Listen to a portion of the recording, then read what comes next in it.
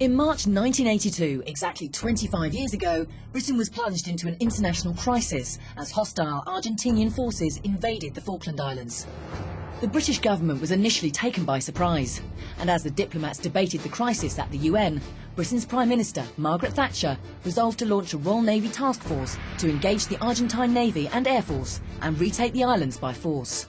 Navy news editor Sarah Fletcher looks back on the conflict for 2/6 and tells us about this year's planned commemorations.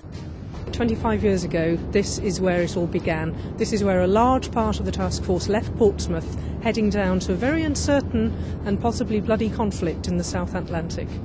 This is also where thousands and thousands of people lined the quaysides and the jetties to wave those ships off, with a lot of hope in their hearts, but an awful lot of uncertainty about what might happen next.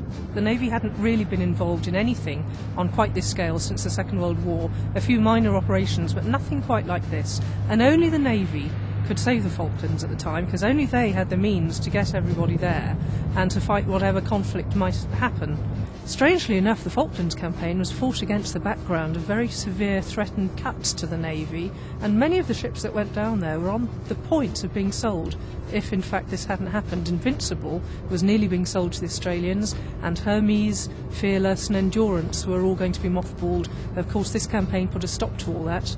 The Falklands campaign did masses to actually raise the Navy's profile and to make people realise what a modern, relevant force it was. The Navy lost 6 ships and the armed forces lost about 255 people. The Falkland Islanders lost 3.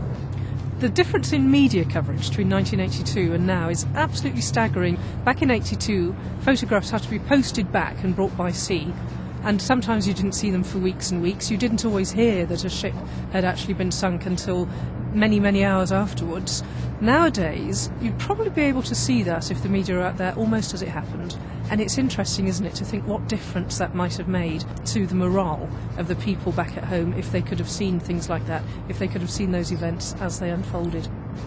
Nationwide, there are quite a lot of commemorations. There's going to be a big event in Horse Guards Parade in June, and a special commemorative service in Pangbourne Chapel, which has a dedicated memorial to the Falklands. There's also going to be something in the Falklands Islands, of course. And at Navy News, we're getting more and more news of ships and associations which are holding their own private commemorations 25 years on. And you can get further details on the website www.faulklands25.com.